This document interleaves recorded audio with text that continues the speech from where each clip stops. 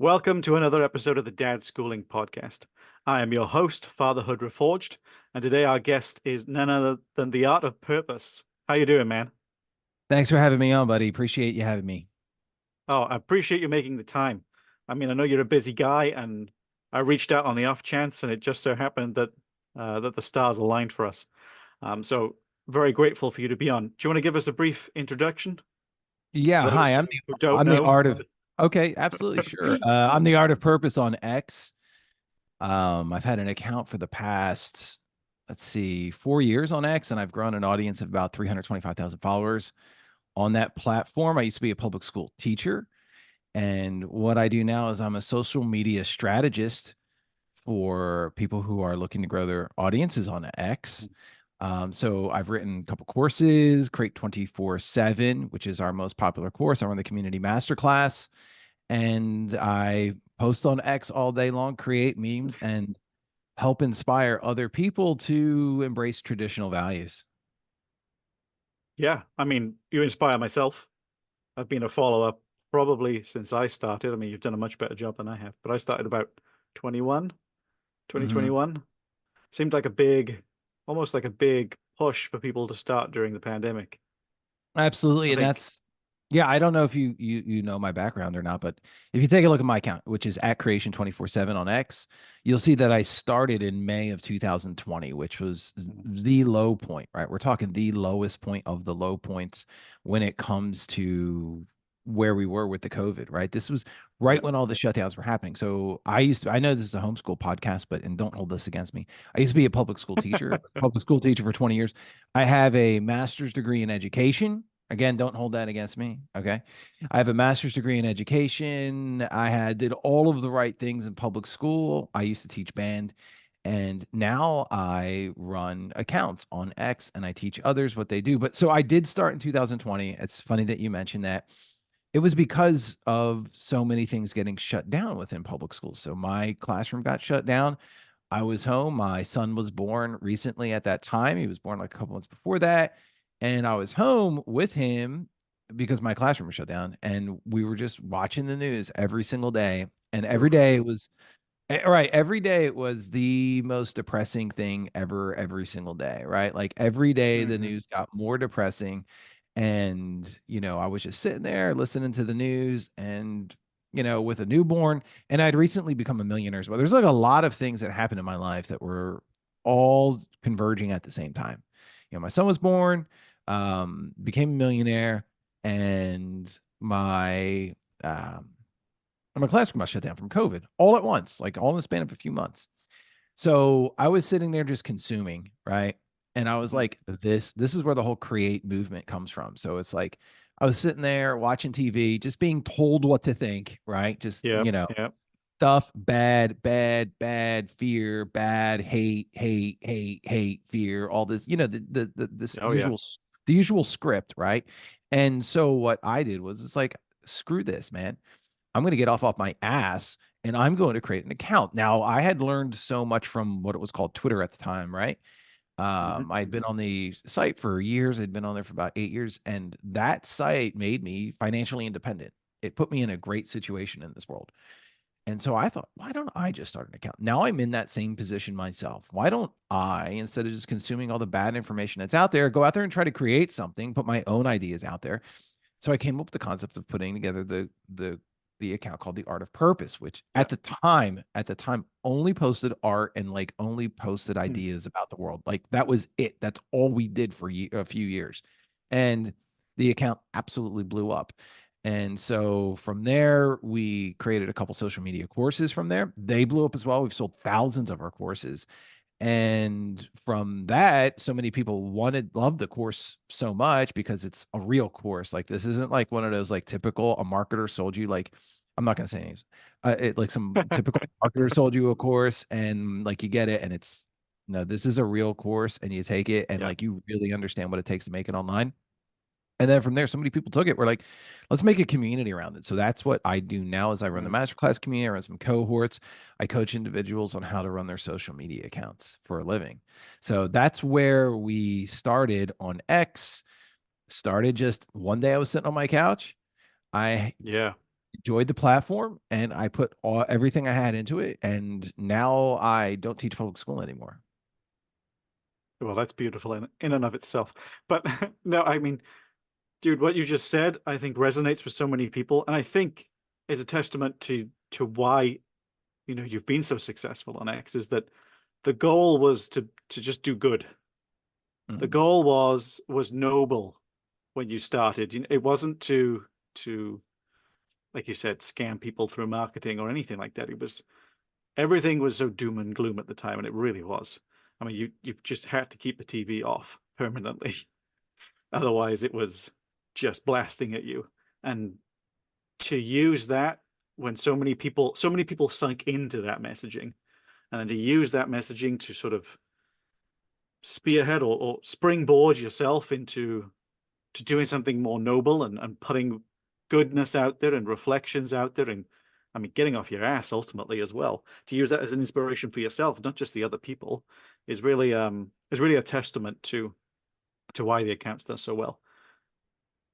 Right. I'm with you on all of that. And, part of what we did with our account was, I talk a lot mostly now about how to make money online, how to do all these things because I learned those things all along the way. Right. Yeah, So it was like I never knew about how to sell anything, how to market anything. And I had studied psychology for a long time.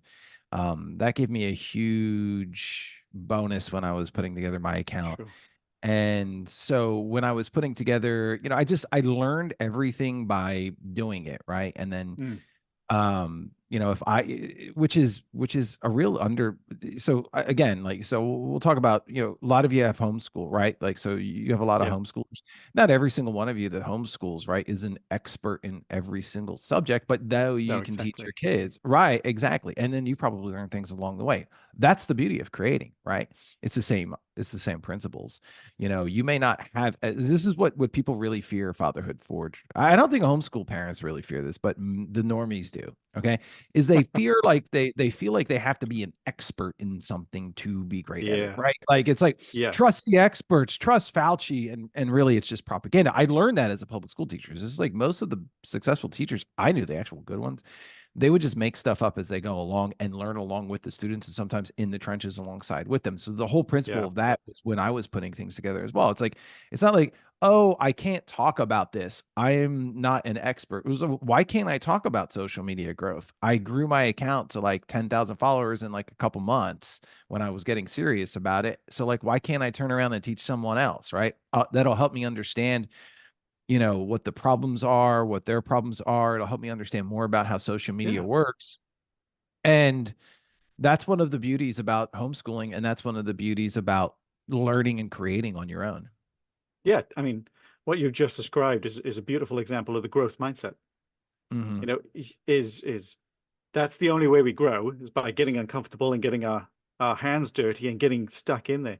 If you're just going to sit back and, like you said, well, the experts say this and the experts say that, and you're not actually living, you're not throwing your hat in the arena, then you're never going to grow. There's no growth there. There's no personal growth. There's no professional growth. There's just, you just stagnate. And I think people are quite fearful of growth from a creating perspective, and as you said, from a homeschooling perspective. They're fearful of that because they've been inside of the public school indoctrination centers where it says you have to learn how to take a test perfectly. And if you don't take this test perfectly, you're not smart, you're not an expert. And that's not how people learn. We all know that that's not how people learn. You're So, preaching right. to the choir right there. Absolutely. Yeah, I'm probably preaching to the choir with all this stuff, but I usually talk to regular people and then that's pretty much what I have to say to them. So, No, you're completely right. It's a People are scared of what they don't know, and sometimes it's much easier to just default to the experts. It's much easier to it takes less courage, it takes less being uncomfortable. But all the big guys, yourself and some of the other accounts, they're like that because they're not afraid to get in the trenches. They're not afraid um, to get their hands dirty. They're not afraid to be uncomfortable, and they're not afraid to. I think one of perhaps this sums it up, but they're not afraid to believe in themselves. They're not mhm. afraid to have self worth. and understand that they have value. And I think a lot of people don't think they have any value these days. I'm with you on that. I think that it's programming. That's exactly what it is, Hmm. right? That's programming. And to be fearful and to despair and to not take any risks in this world because you're afraid that anything is going to happen is programming. And the Yeah. public schools are experts at this. Yes, So they are. they are. Yeah. Yeah. I mean, I think that's a huge proponent of some of the ills of modern day is the public school system. I think it was designed, I think it's a combination of being designed that way and as a byproduct of just how the system operates. But the point you made earlier, and you've been in the belly of the beast. You know, you've been there, you've seen it from the inside. But it does teach you that failure is bad. Failure is a bad word. And that's one of the biggest sins of the public school system. As you said, if it's not perfect, then it's wrong. And that fear of making mistakes, that fear of failure, because it's not failure if you learn and you grow and whatnot, but that fear of failure really sticks to people. And I think it's a huge detriment to our culture as a whole. Right. And just think about it from yourself and your perspective, right? If you were afraid, like, oh, I'm not a podcast expert. I'm afraid what Yeah. people are going to think of me. I'm afraid of what people are going to think if I publish XYZ or what they say, or I'm worried about that. You would have never hit publish the first time, and then you would have never grown your account. You would never had this audience that's with you and that's listening to you right now. And think about how many lives, Absolutely. right? Think about how many lives you've changed because you've made that one big step, right? Yeah. And I've been there. You know, I've been terrified to push publish. I've been terrified to push tweet. I've been, um, completely bewildered by how things have gone and it, well, without sounding boastful, I've been proud of myself as well. The growth I've achieved personally through doing it all. I say to my kids all the time, there ain't no growth in the comfort zone because There's no there's no downside to create. There's no downside to creating. There's none, right? There's only infinite upside to creating and building, right? And there's only every time you publish, every time you put your ideas out to the world, where even if you're building publicly or private, it could be just building something in your house. It could be a project. You ever notice how good you feel when oh you yeah. hit that, right? You feel good because your body's telling you it wants you to do more of this. It's like God saying, hey, you need to create more, right? God is a builder. And so he's telling you Mm, that, like, hey, you feel good, right? You're made in his image. You feel good when you create, right? And so what public schools they try to do is they try to stifle that entire create mindset itself. You go into a room, you sit, you under that unnatural lighting, you sit there, you regurgitate the information, spit it back at the teachers. And even worse is like there's this, and not many people even know this. Like, and I want to say this. I know that you have an audience that doesn't like public schools. I taught there for public schools are worse than you can imagine. Public schools are as bad as you think public schools are. mm, It's it's it's 10 times worse than your worst fear. It's 10 times worse right. than you can imagine right now. It really Yeah. truly is that bad. It really they're not learning anything in there.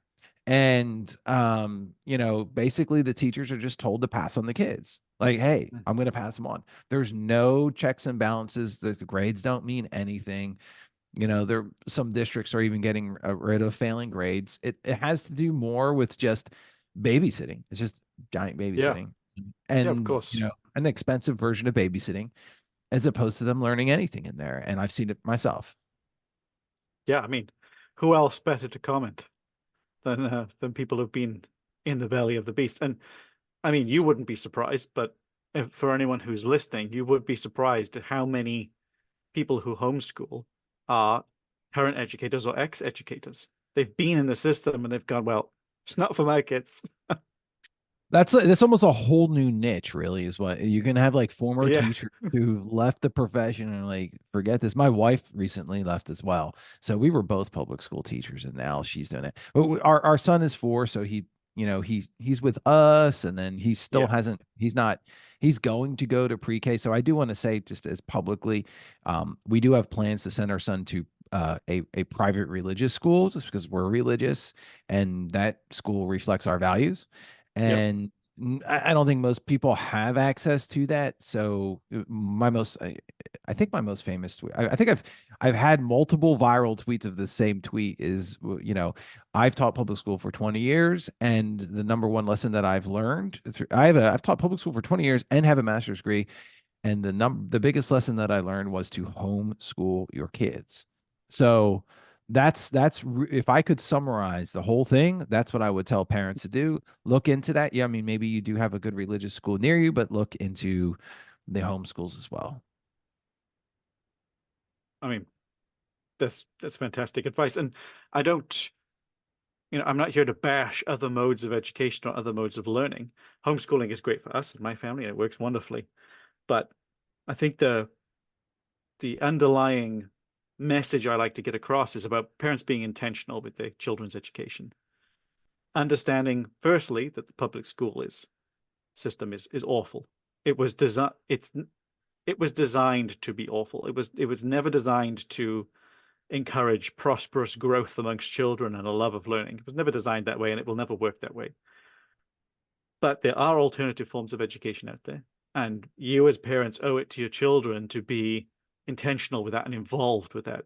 Now, if you guys have found a religious school that works for you and it does align with the values that you hold, perfect. And they have some, they're separate from the public school system, perfect. I'm confident that you guys have vetted that and that's what works for you.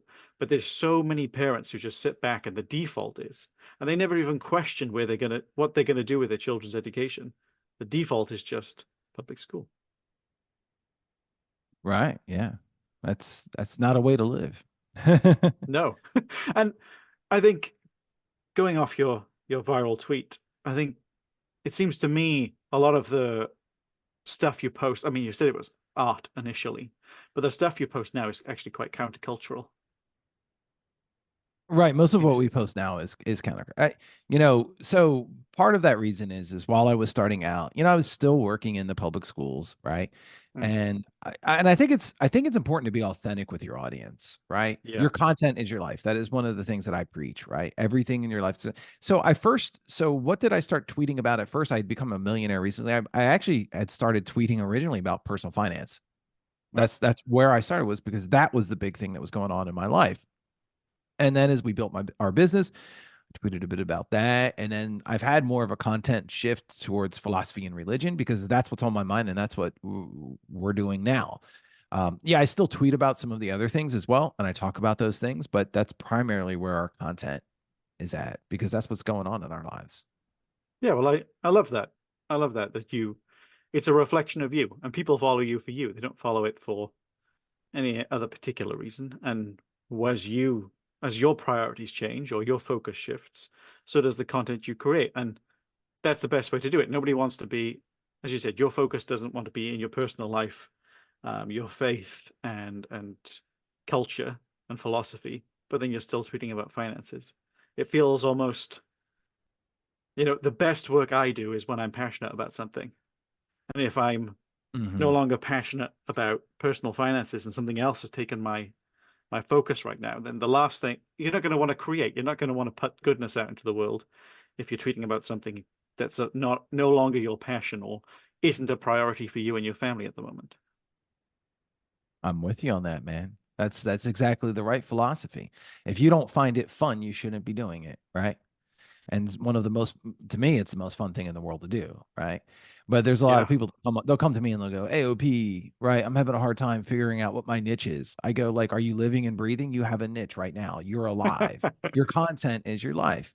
And so they think like, and they get confused, right? Because they see people making money online and they have, I think, offers and what you sell should be concrete and people should be able to understand what they're going to get for if they're going to hand you money for it, obviously.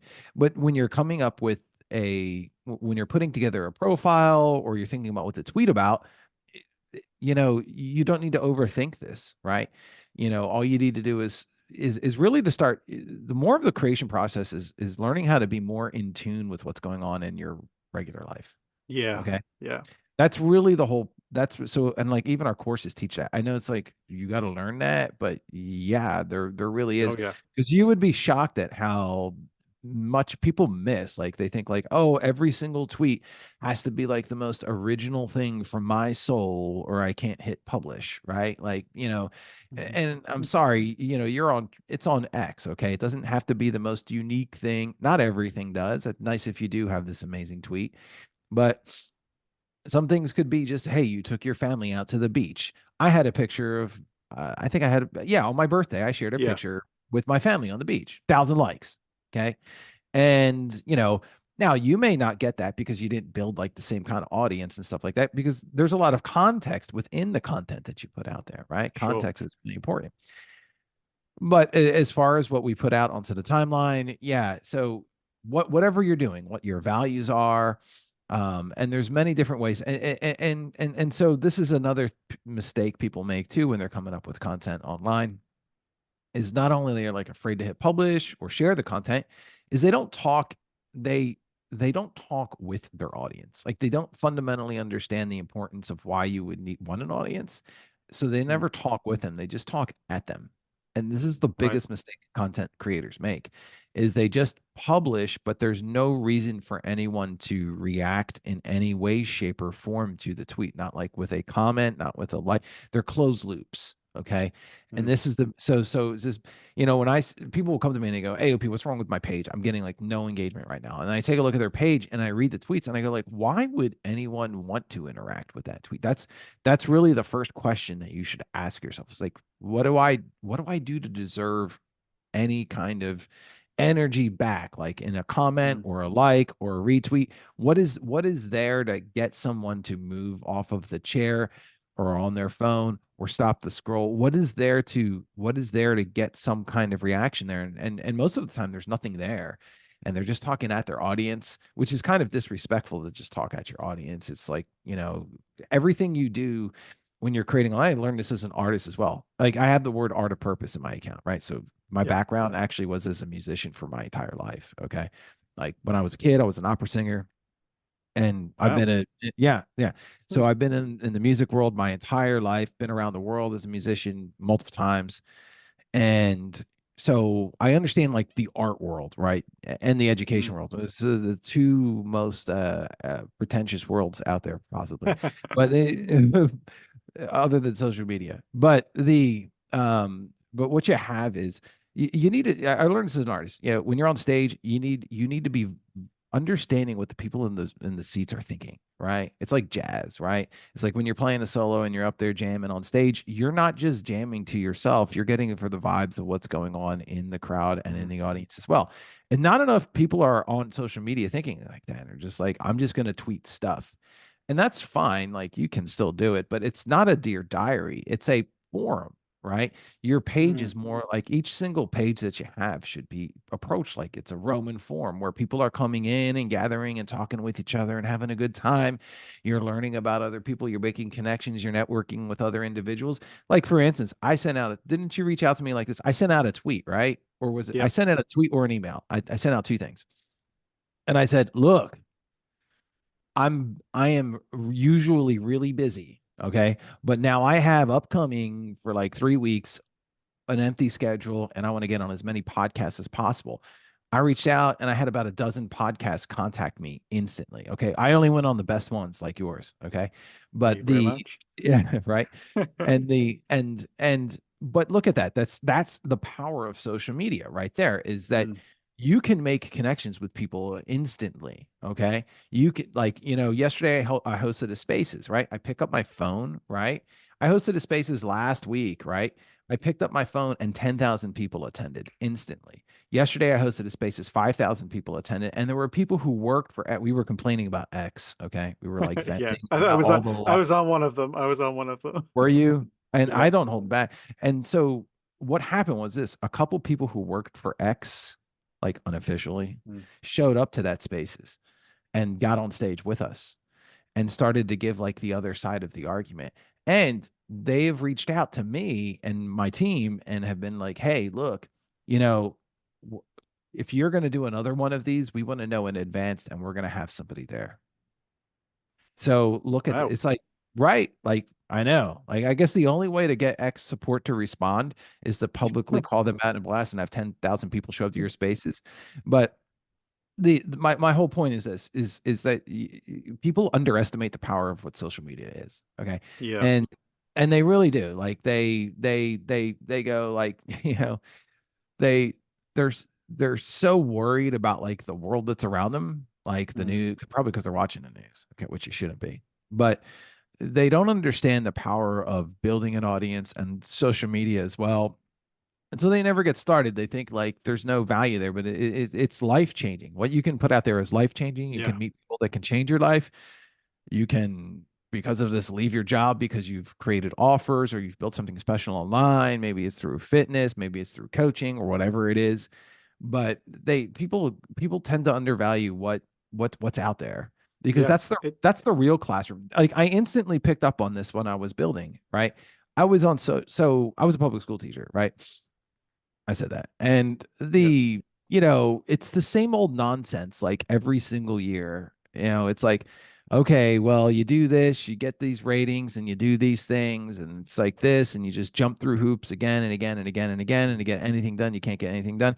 And when you're building online, it's all gone. All the red tape is gone. There is no red tape. Yeah. That's it. It's like you and the open world. And it is like the most freeing experience to be able to build Yeah. and create on there and Liberating. teach other people's. Exactly. Right. And I think one of the words that came to my mind, the way you were describing it then, is empowering.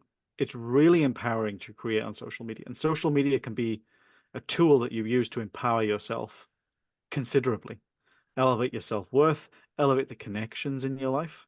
I mean, outside of my immediate family, social media has been the route by which I've made the most amazing connections in my life. I'm connected to people all across the world, and even an account as small as mine. Right, I posted several years ago, 2021 it was, I think, posted a thread on homeschooling, and it did well Mhm. for an account my size. I think it got close to 1,000 likes, which was fantastic at the time. But a UK publication actually wrote an article on it. I never knew for years because they never told me and they never reached out to me.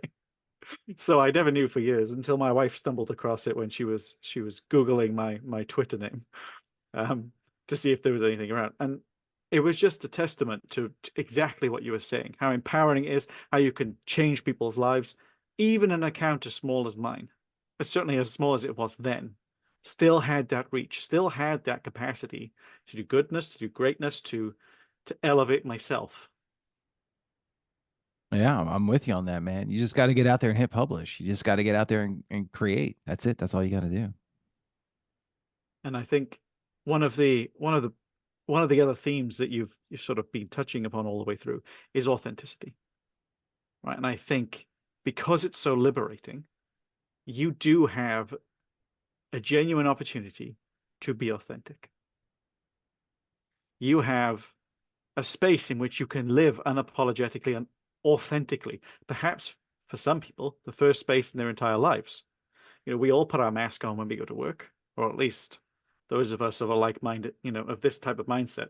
We put our mask on when we go to work, and we put our mask on when we were out and about. We talk to most people, but and that's what it's been. This has been for me. Has been a fantastic space to live authentically, to create. And I think that point you made before about us being creators, that really is something. That's something special. And that buzz that you get from creating, whether it's social media content or, like you said, whether it's just something in your house, whether it's a piece of a model or a piece of furniture, or you've created something physical as opposed to something digital. We really do get fulfillment and purpose, art of purpose. But you get purpose, and I think so many of us are losing out or missing purpose in our lives at the moment. We don't live purposefully. I'm with you on that. And I think one of the beauties of getting online and putting yourself out there and from a liberating standpoint is, and I mentioned this earlier, it's like those people who are in public schools and they're programmed by the public schools and the Mm. whole system is they're programmed to play things safely, right? Mm-hmm. And what happens is they make the worst builders because they're always afraid of what other people are going to say or what other people will think, or they're going to get like so-called canceled, right? You right? Yeah. Yeah. And it's not just, but that's not just content on content creation either. It's a whole byproduct of our society. right? Oh Everyone yeah. wants to stick to that approved narrative because it's comfortable, right? Why do people want Hmm. to trust the experts? Because it's comfortable. Why do people want to just stick to taking the test? Because it's comfortable. And that's what the narrative is. And that's what people are telling us to do. But, how does society progress in a loop like that? That's comfortable. This comfortable is not progress. It's just doing the same Yeah. thing over and over again. Ain't That's no all it growth in the is. comfort zone. There's no growth in the comfort zone, correct, right? And so like the big lesson about creating is this: you are there to share your ideas and your stories with the world, even if your ideas aren't liked or if they're polarizing. That's fine. All of that is good. It's like, so this is the big misconception people have, is like, I'm afraid to say that because it might make somebody upset. Like if you take my timeline, it's pretty polarizing. Nobody Yeah. is going to agree with everything that I have to say, right? Yep. And but those are my beliefs, right? And I think the polarization is a good thing. I think all of that's a great thing. I think our society needs, this is going to be hard for some people to hear. I think our society needs more genuine, real discussion about ideas, Mm. Mm. right? And that means you're being authentic. If you are truly polar, like you may have these ideas, oh, I'm afraid that they're going to, you are being authentic, right? And that's what makes social media special, right? It gives you a platform to be authentic. It's not the same approved narratives that you hear on the TV, right? It's the different, right? And that's what makes it beautiful. And the polarizing ideas, they're starting points for debates. They Yes. generate Yes. conversation, and then they lead, what that conversation leads to is fresh ideas, and those fresh ideas are the things that change the world. So in a way, you being authentic, you hitting publish, you speaking your mind, and putting your ideas out there into the world, that's changing the world, and that means you're doing something right. Wow. Yeah. I love that message. That's a killer message right there. And something I didn't quite think about before, especially in terms of the polarizing content. But I think you're absolutely right. When you post that polarization, when that polarization happens, not only do you get debate, some of it is nonsense, but there is real debate that goes on in there, even if it's just a small percentage. But it's enough to generate, it's enough to create that energy, to create that discussion, to get people thinking, to get people talking, but also to, in some cases, to shake people out of the stupor they're in, the stupor the system leaves them in, to get them uncomfortable and to get them to question their beliefs, or get them to, even if they then double down on their beliefs, at least they've questioned them. At least they've gone about and genuinely thought about what they believe, rather than being simply going through life being told what they believe. And that was a big thing for me personally. To this day, I'm still consuming content online and thinking, wow, actually, that's challenged something that's been sort of ingrained in me that I've never questioned before. And actually, this is a completely new perspective. I need to reflect on this. But that doesn't happen unless people are willing, as you said, to be authentic. That's what I consider good content too. Good content is something that makes you think, right? It's something that sticks with you when you're done with it. Like, so think about like the best movies that you've ever seen. These are movies that you don't just walk out of the theater shaking your head, yes, like, okay, that's cool. I mean, that's nice, right? But the best movies or the best art or the best content you ever seen online is something that is going to stick with you far after you leave that theater. You're going to have Yeah. discussions about it. It's going to spur other ideas. It's going to change the way that you see the world. Yeah, that's a great likeness, because it is, a movie is content, a book is content in a way, and much like those, as you said, think of the biggest movies, think of the biggest books, think of the biggest pieces of content you've consumed that have resonated or have stuck with you. We do all watch forgettable things, we do all read forgettable things, we do all see forgettable social media content, but within that forgettable within all that forgettable content, there are kernels. There are kernels of things. Still to this day, I will recall tweets that I've read, or I'll bring up a point to my wife or to my kids or to my family of something that one of you guys have said, and think, oh, actually, that's really powerful. Or actually, I'm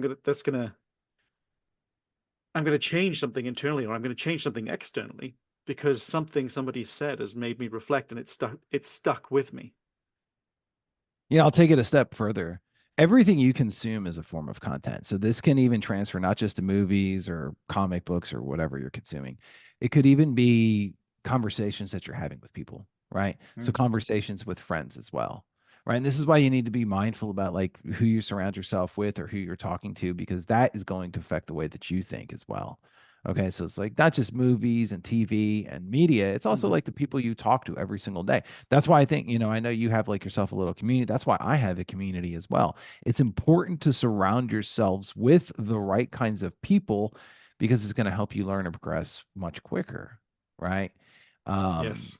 like on that journey together.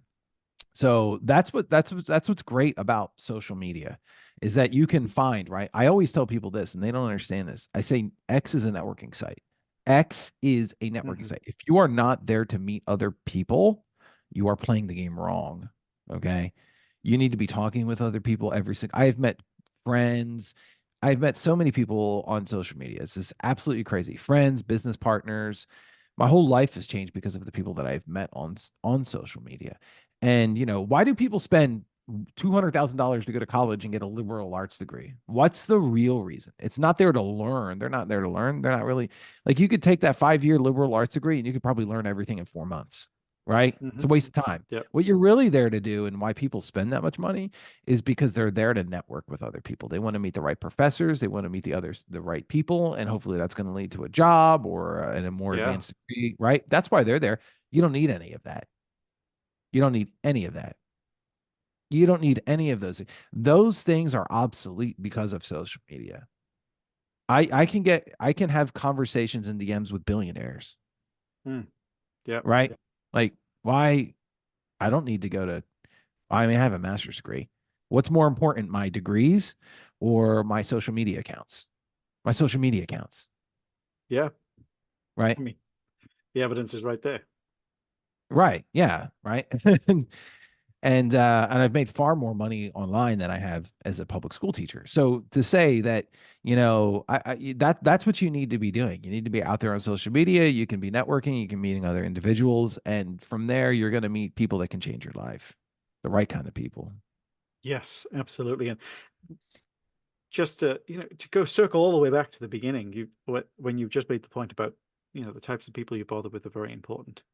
I mean, can you imagine if the types of people you surrounded yourselves were those people who sat there and absorbed all that doom and gloom from the news, and they were the people you'd surrounded yourselves with? What there's no growth there. It's crabs in a it's the whole crabs in a bucket analogy. There's no growth there. But reaching out to those people, myself reaching out to you, I've grown from this conversation we've had, but I've made unbelievable connections online. They've challenged me to go bigger and better and be a better man, a better husband, a better father.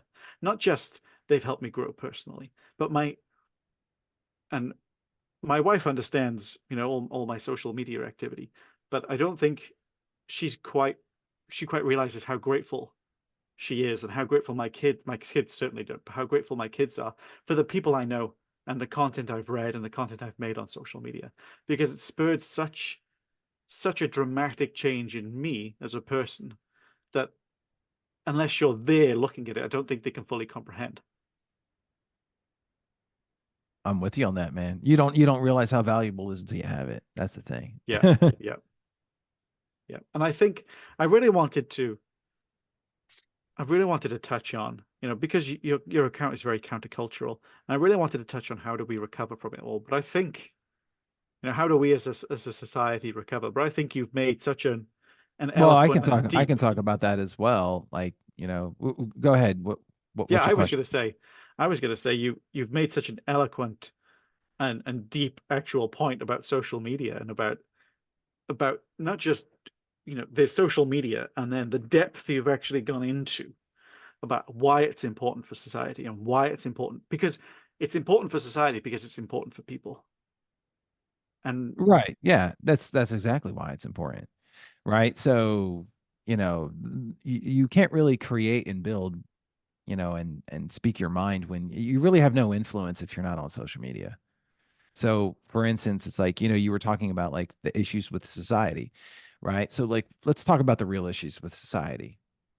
1 or 200 years ago, politicians were, they would, they wouldn't quite screw over the people as much as they do now, right? They can yeah, just do whatever they want. And so why is that? Why is that? And people really think about that. Is because everybody is in their little box, right? And Mm, they're in their little like cubicle, and they are like so for instance, here's a funny story. When I was teaching, this was a real black pill for me when I was teaching in public school. I had a principal, right? And this lady, she wasn't a bad person. She was an okay principal, but she said something that blew me away. We were having a discussion in the teachers' lounge with like all the teachers, yeah, and she's speaking to all of us, and she's like, "Hey, look, you know, I see a bunch of you doing this XYZ. You're writing all these kids up, and then I'm having these parents coming in." And she was like basically complaining because teachers were doing their job and like writing kids up, but like they yeah, had no, you know. So she was saying, like, look, when these parents are coming into the school, I'm not here to defend you because I have to make them happy because I have to make the school district happy because I've got a mortgage to pay. That's it. mm, Right. So, they have this is the problem with society is it's become so dependent on the almighty paycheck that nobody really cares about anybody else. And yeah, so you have these people, right? And can you imagine it's like, I'm not going to do the right thing for your kid because I got a mortgage to pay. I got other things to do. yeah, And I sat there listening to this, is like, this is so screwed up. Like, talk about standing for nothing, but that's 90% of it, of school administrators in public school, maybe even higher. Is they're really there because they're leveraged up in student loans. They've got a mortgage to pay. They feel the infection of inflation. They're not going to do the right thing for your kids because, well, not only are they not in the position to be able to do anything for your kids because the whole system's screwed up, but number two is that if they do anything right for your kids, they're going to get pushback on the district as well, and they're going to get pushback on parents as well. So they just look at it and go like, well, I get paid the same amount of money if I just pass everyone and get no complaints, yeah, right? yeah. You ever see the movie Hot Fuzz? Oh yeah, yeah. Okay, it's a great Classic. movie, right? Right, it's a Yeah, great movie that's really a microcosm for our whole problems with our society. There's no crime in the town because nobody reports the crime, right? yeah. That's public schools these days. There's no crime, and there's plenty of crime that you hear about. There's so much, but that you don't hear about because nobody's reporting that crime. Okay. Yeah, And why? Because they get paid the same thing no matter what. Everyone looks at everything looks at everything from a transactional standpoint. This is the real problem with our society. Not only is it yes. godless society, is that this godless society that has been, that people have been indoctrinated to be in has made every single person look at it from a transactional standpoint. You can take a look at all the issues with our world. It comes from this one thing. Mm. Everybody's looking at it from like, what can I get out of it? Like a little beggar, pathetic, Oh yeah, right? And and they go like this is their issues. So like, think about the problem with like young men, right? There's like this like whole incel movement that's out there right now. Like I see all the craziest things online. There's this whole incel movement that's out there online, and like they're telling men not to have kids or like get prenups. hmm, If you're gonna get married, get the prenup and do this and do all the, because they're not looking at marriage from a covenant standpoint. They're not looking at it from a religious no, standpoint. They're not looking at it from like, what am I, they're looking at it from like, what am I going to get out of it? Right. yep, So then here's the poison, right? This is the poison pill. When you start looking at everything from that transactional standpoint, why even get married at all? Right. Like, yeah, why? Right. Why not just get like this, like only porns type thing for $8 a month? Right. The same yeah, result's going to happen. Right. Why? I get my $8, right? I can do this thing. Right. And why I can go, and this is why the same narrative is constantly reinforced to young men. It's like, well, aren't you afraid that the woman's going to take all of your stuff if you marry her? Well, not if you're religious and you pray together, right?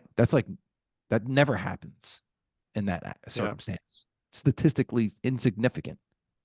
And yet they'll poison these men's minds by looking at everything. It's the whole red pill culture is so toxic. yeah, Um, is because what they do is they teach you to look at everything from a transactional standpoint. And the same thing's even like bled into religion as well. I've talked to some people offline and they're like, okay, so what's the benefit? Like, this is like really what I've been asked. Like, what's the benefit of being Christian? Right? What's the yeah, benefit of being Christian? Can you yeah, imagine like looking at God like he's a vending machine and being like, look, dude, like I'm gonna give you $1. What am I gonna get back in return? yeah, Like, and the whole mindset is just pathetic.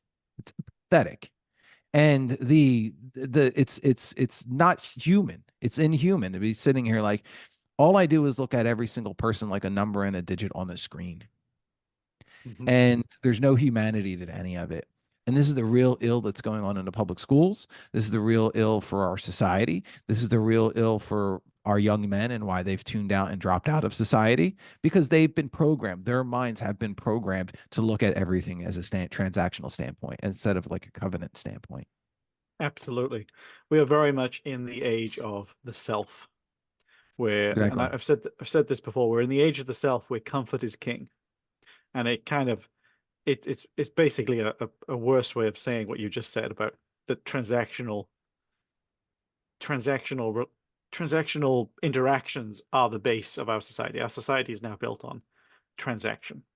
What can I get out of something? And if I can't get more than what I'm giving, then what's the point in doing it? And what they miss out on is they actually miss out on getting anything because of Yeah, that. That's the irony of it. It's beautiful, right? It's like in a way because they never put anything out there because they're always looking at it from a transactional standpoint, they're wind up left with nothing, right? So like the WEF has this slogan. It was like really clever of them to put out, you'll be happy and you'll own nothing. Correct. Right? But yeah, subconsciously when they put that programming out, is that what they were really telling you is you are going to happily adopt this world that's transactional. You're going to have a beautiful smile on your face because you're going to get your rocks off and you're going to think that you've won, but we just stole everything important from you and you won't be able to do anything about it. yeah, yeah.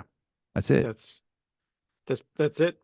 That's it. You've got this whole culture around indulgence, which is this transaction basically. I'm getting the maximum amount I can out of something without giving anything. It's what's pushed this hookup culture, this porn culture on young men and grown men and even our teenage boys. Um, but it's like you said, there's no connection there. There's no You're not getting those things that fill you with purpose. You're not getting those things that fill you with faith and with love and with genuine purpose and fulfillment. You're just getting those things that elevate your dopamine, that allow you to indulge, that allow you to chase these fleeting, unfulfilling feelings. And that a really shallow existence. Maybe that's the best way to describe it. The best It's way the to only way. describe the, It's the the word I'm only going way to for. just. It's the only way to describe it. And it's like it's reminiscent of it's like a combination of 1984 and A Brave New World, right? Where people accept their own slavery, right? And that's kind of where we at. And there is no so to me there is no, I know this is like a hot take, okay? And I'm not just giving it to be a hot take person, but this is truly what I believe. We are incapable of ourselves coming out of this situation without finding God. There is absolutely no way that it's going to happen from a secular standpoint. We're going to need to understand what it is to be human and what it is to be moral, because the way that we're going is just it's not going to be good if we continue Yeah, down this. I mean, at its base level, it's finding that meaning in something deeper. It's finding something deeper than the self, than purely existing for your own wants and desires. Not even your own needs, purely your own wants and desires. And that what you just described is exactly what's happened to myself and my family. We've I went through that personal journey myself. I went through being raised secular, having no interest in anything deep whatsoever, to coming onto social media and it just exploding and spiraling, and not through anybody being pushy or anything like that, just through the exposure to these to brilliant men, but exposure to these ideas and this vein of questioning of what's out there, what's deeper, what's where's the meaning in my life. And I mean, needless to say, it's elevated our family's life exponentially. I'm with you on that, brother. And I've been on that same journey as well. And you'll be shocked as I started tweeting more about religion. And I was so inspired by this because I started going back to church about 8 months ago. Mhm. Yeah, 7 months ago. Okay. 7 months ago. And I started going back and I was shocked at how many people were there. I was stunned. I was like, wow, this is pretty incredible. Maybe it's because it's the Christmas season or something like that, and people are really in this like religious spirit. And I kept sticking around, and I had multiple viral tweets that went viral about me reporting on this. Even Jordan Peterson retweeted these as well. Nice. And yeah, right. And so we were talking about this publicly, and so many people were reaching out. You're not the only one. So many people were messaging me saying, like, AOP, I've seen the exact same thing. Our church attendance never been higher. We had the most amount of converts this year.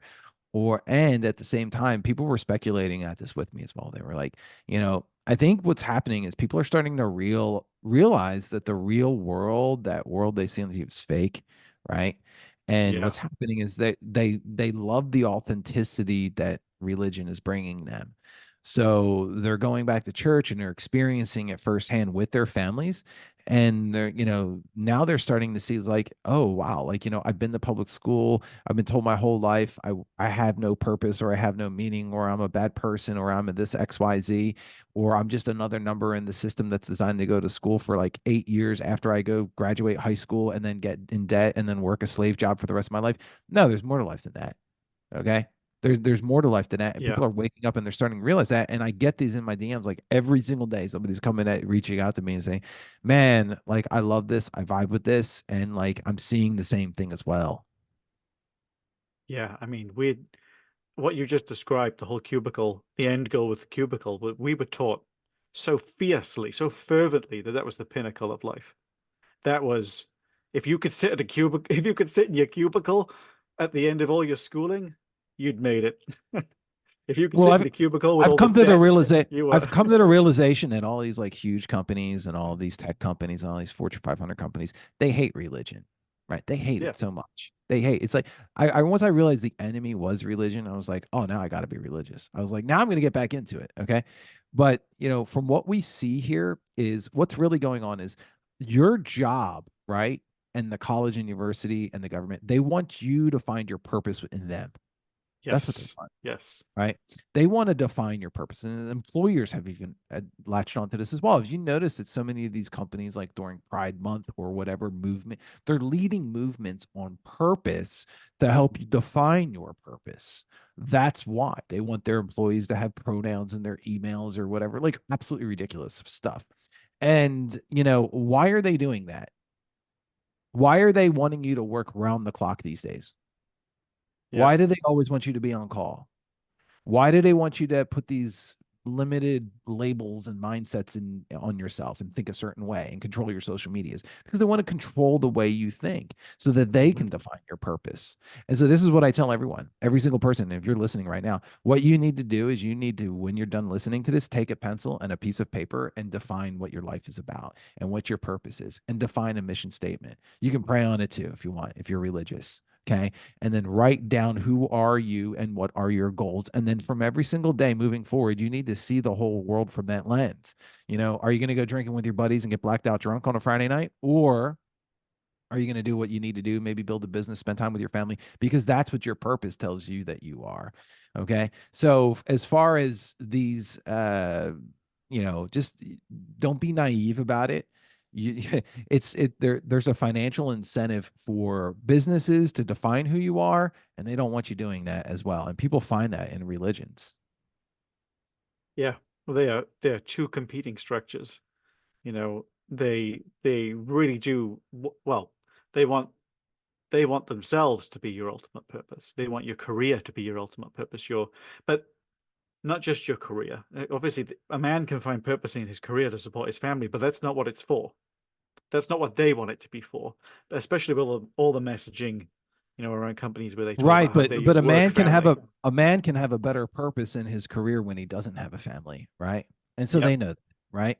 So that's the enemy as well, right? So, this is why I said earlier is like society isn't going to work unless it has its foundation built on God, okay? So with Christian morals, if your employer was Christian and had morals, okay, which is a rare combination these days, they would look at you and go like, hey, you know what, that's great, you're here for your job is your job, it's not who you are, you have a higher calling in life, maybe you should take off this day and spend some time with your family, maybe you can go to church, maybe you can do XYZ, maybe that's the key to living a better life. So when and I got even in like a spat with Elon Musk about this online, is that a lot of these guys, these like tech bros, because they're autistic, they think that they can replace the biblical morals without having God, right?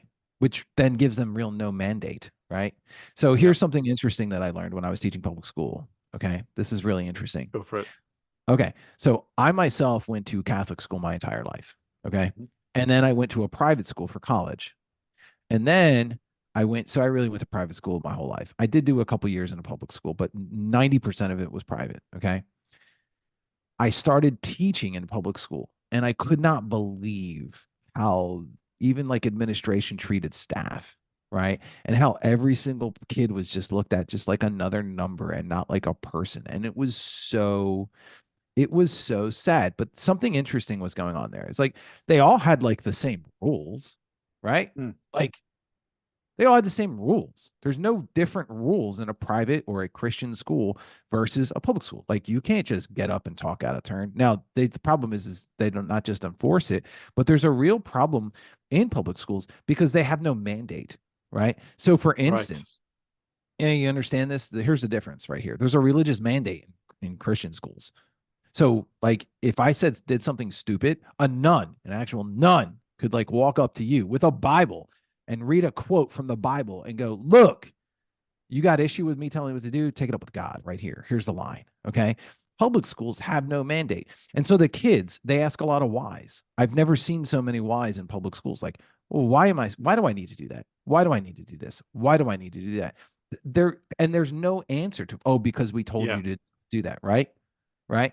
So public schools are they're just absolutely rudderless. They're a complete waste of time. They will it's never a be able to be fixed. People come to me and they go, AOP, how are you going to fix? How should we fix public schools? Should we pay the teachers more? I mean, I don't think there's anything wrong with that, right? But that's not going to solve the problem. There's a fundamental problem because the kids know deep down that the rules don't matter there.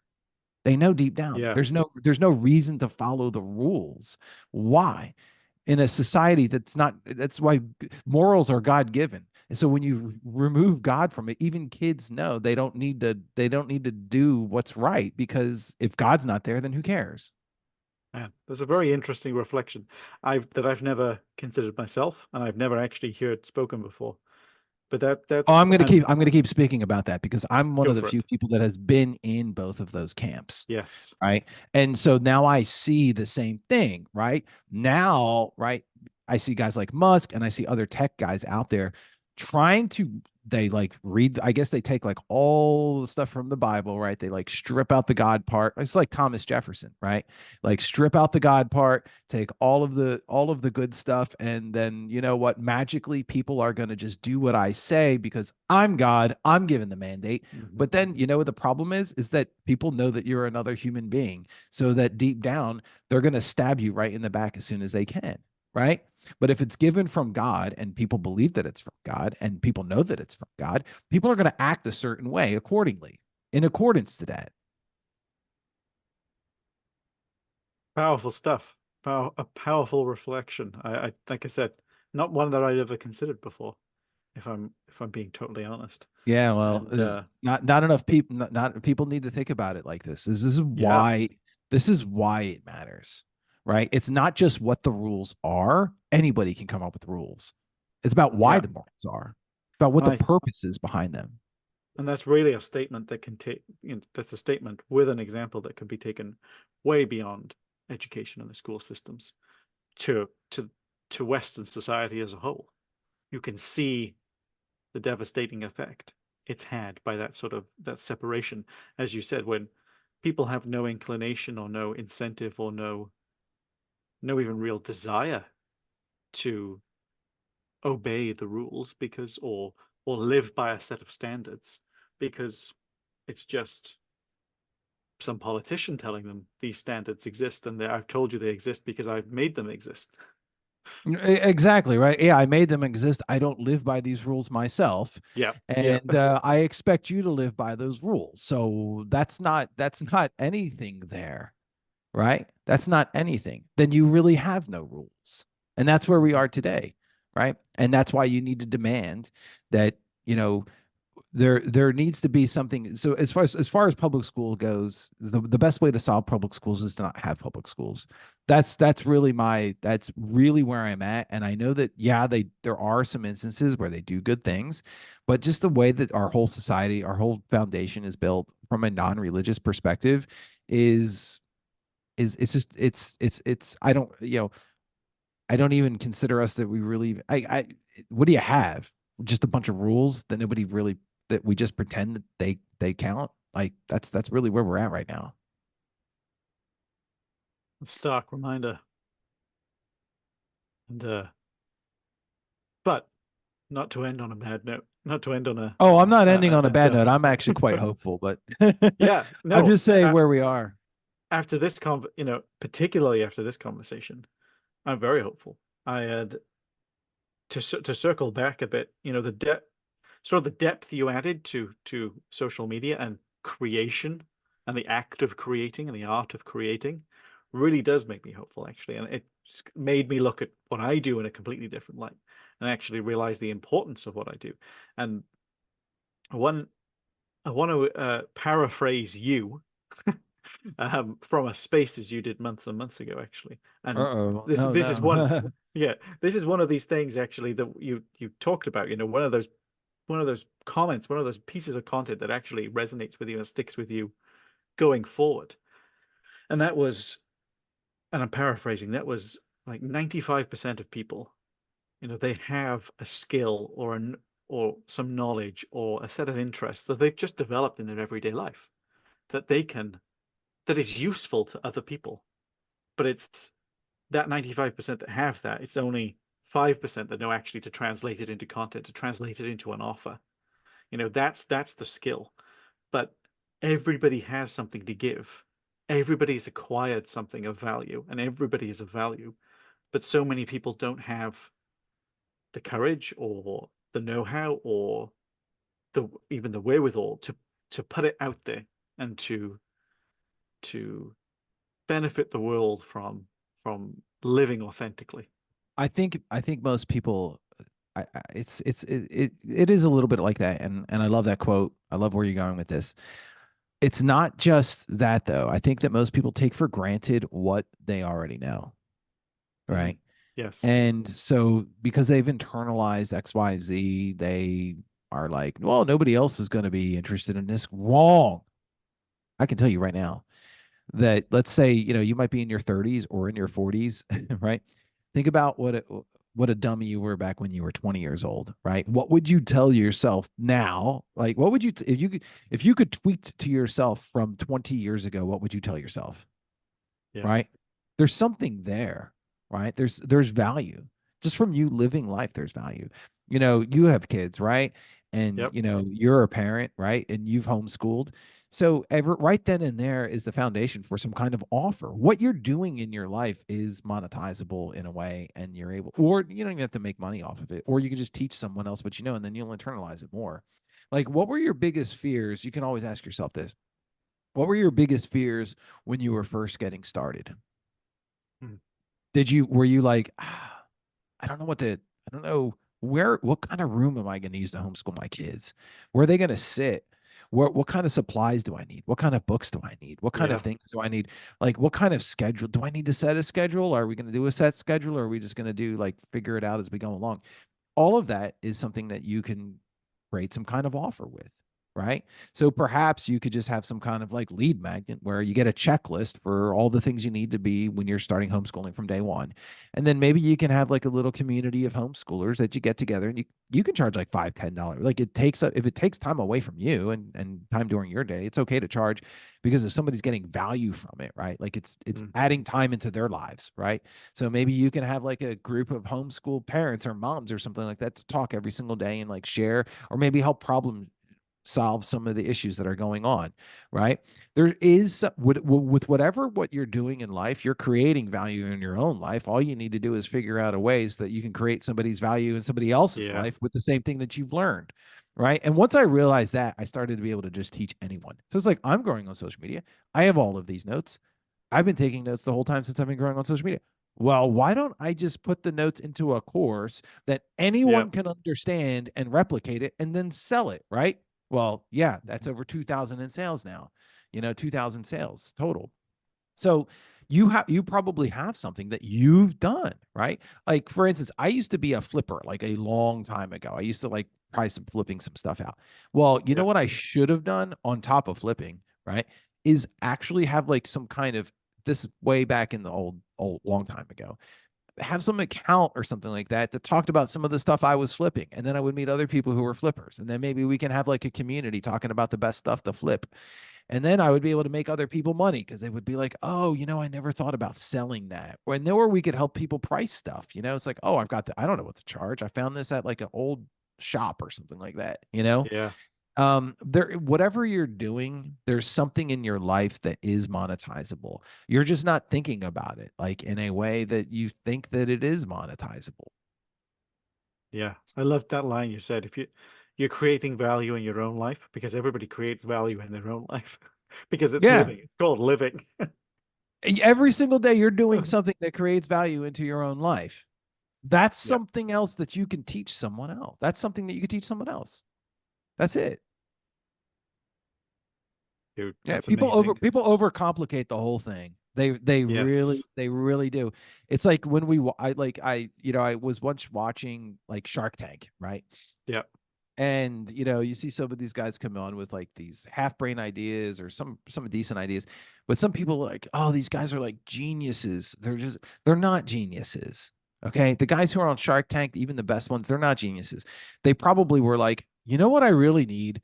I need this like scrubby bubby looking thing. Like, the pots and pans don't get clean the way that I do. And I just Yeah. really love this like look. And I'm just, you know what? I really want this. So I'm going to make it. A lot of the best stuff that you ever see sold, even if it's like a mundane thing, is because those people had a problem in their own lives. And they were Yeah. like, I just need to solve this problem in my own life and I'm going to make a product. Guess what? There happened to be another human being on planet Earth that also had the exact same problem. Unbelievable. Right. Yeah. So just start looking at your own life. Just like, what problems do I have? Start solving those problems and then help other people solve those exact same problems. That's it. That's fantastic. It is that it's not that easy, but it is that simple, right? It's not that easy. I am breaking it. I'm making it sound really easy. I mean, that's part of what I do, but it Yeah. is It's in part of a the value way. you bring. Yeah, right. Well, it should, but after you do it a few times, it gets easier, right? It really Yeah. does. It really is. And I've actually said this. So, like, I sell a lot of different products online. Create 24/7, Masterclass, which is our community, 101 ways to write a tweet, which I'm about to get rid of because I'm about to replace with something better. But that, and then my cohort, and then I sell like coaching as well. I do all of those things. Well, every single one of those things that I created online, I didn't create any of those things. That's the way that I look at it, actually. And you're like, AOP, you've sold like $1.5 million worth of stuff online. That's like my total sales. It's actually way more than that. But like, I actually have thought about this. I have created zero of those products. None. My audience created all of those for me. Every single one of Okay. those. Isn't this weird? And Yeah. so my first product, right?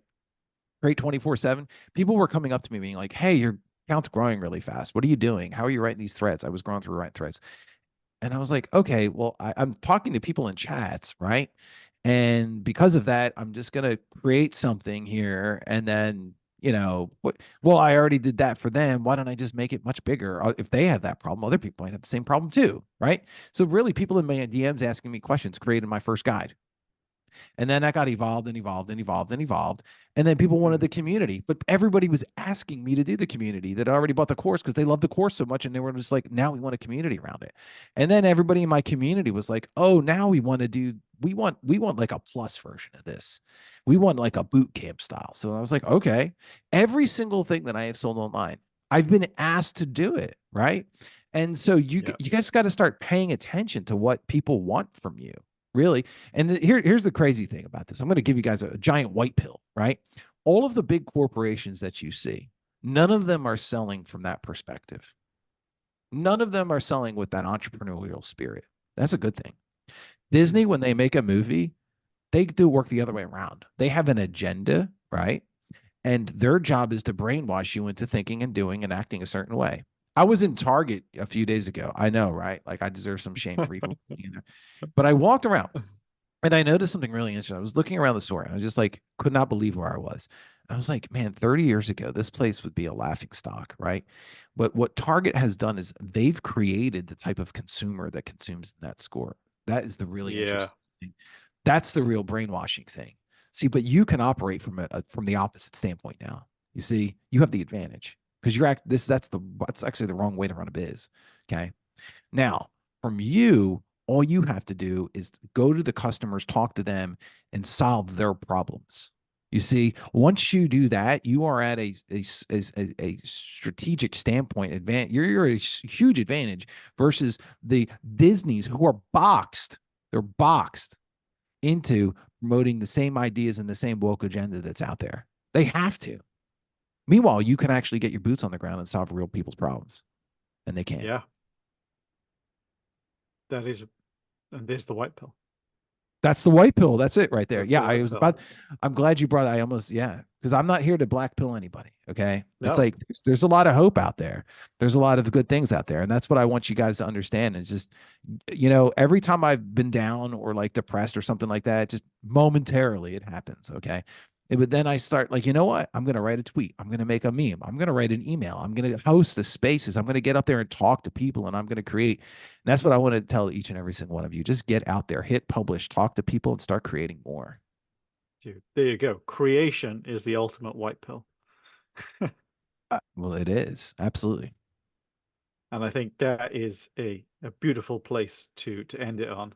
And if anyone else is interested in consuming the white pill, then they should check out your profile, your Twitter profile, your masterclass community, give you a follow. I mean, I know it. Your content has helped me. It inspires me. It teaches me how to write as well. Teaches me how to just be better. And interesting reflection, much like this conversation has been a very interesting reflection on. And it's been great to connect with you deeper, much deeper than Twitter DMs, than comments here and there. It's been fantastic. Thank you so much for coming on. I appreciate you taking the time out with me. If you're listening and you enjoyed this, send me a DM on X. If you have any questions, comments, let me know. Appreciate it. Thank you all for listening.